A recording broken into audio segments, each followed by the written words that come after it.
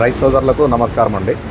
ఇది మొక్కజొన్న కలుపులో ఉచ్చుగడ్డి లేదా ముళ్ళగడ్డి అనే ఒక కలుపు వస్తుంది కదండి.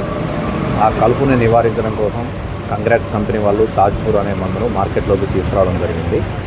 ఈ ఉచ్చుగడ్డి ఎంత కఠినంగా ఉంటుందంటే మనం మొక్కజొన్న పంట కంటే ఎక్కువ ఎత్తు పెరగడం జరుగుతుంది.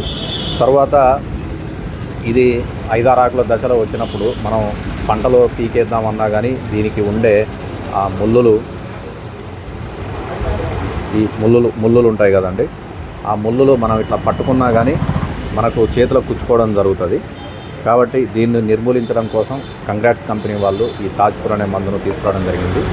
ఈ మందును ఎప్పుడు పిచికారీ చేయాలంటే ఈ మొక్క యొక్క ఆకులు ఉంటాయి కదండి, 1, 2, 3 లేదా 4 ఈ 4 ఆకుల దశ వరకు, అంటే ఈ హైట్లో ఉన్నప్పుడు, ఈ ఎత్తులో ఉన్నప్పుడు కనుక, ఒక 2-3 అంగుళాల ఎత్తులో ఉన్నప్పుడు కనుక ఈ తాజ్పూర్ అనే మందు పిచికారీ చేస్తే తప్పకుండా ఈ కలుపు మొక్క చనిపోవడం జరుగుతుందండి.